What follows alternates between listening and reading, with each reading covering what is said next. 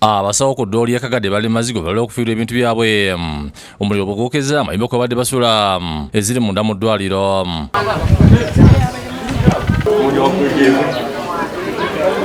Abavulizi abanguye okuzikiza omuliro guno bagamba nti basse kutaasa ebiwandiiko by'abasawo ne badda ku birala okutuusa omuliro guno bagusinziza amaanyi.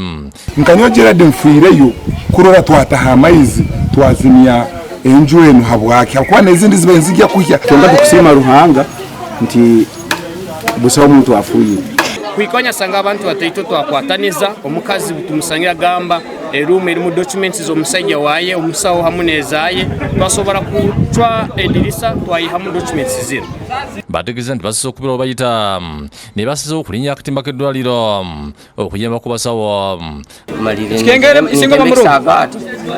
akatimba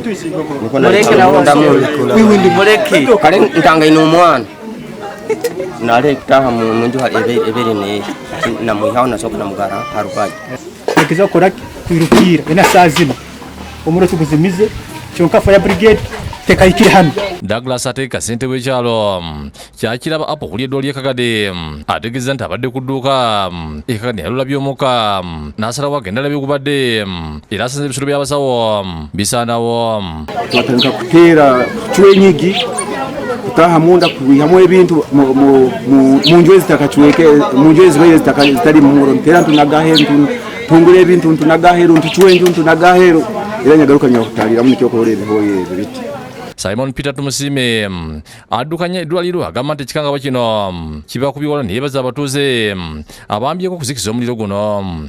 Hali enju emu staff quarters zaitu lwekwasirwa omuliro abasaho n'abaliraano balengeraho okuzimya omuliro guno kandi kirungi na polisi yatuteeraho omukono yayongera yejo nayo kutuyambaho kuzimya omuliro guno. Ategeeza nti omuliro guno guleese gwonoonye ebintu bya bukadde. So eno tinkusobola kukigumya nti kirugira amasanyalazi oba haki baitu muli ekyo leka tugumisirize polisi report ekira asoma. Tumusima ategeeza nti gumundi gwakubiri ng'omuliro gwokya ebisolo by'abasawo ku ddwaliro ng'ogwasooka gwava ku masanyalazi ne kati balinza alipoota okuva eri polisi babuulire ekyavuddeko omuliro. Oluvannyuma batuuse okuzikiza omuliro guno abazimya emyoto okuva e Hoima n'ekimotoka kya polisi eky'amazzi bituuse n'ebira ebisenge ebitabadde na mulimu. Kino kireete kwegaha abantu muno abebembezi baitu nti tukuburwaho nkaba n'abazimya moto baratwirukiraga.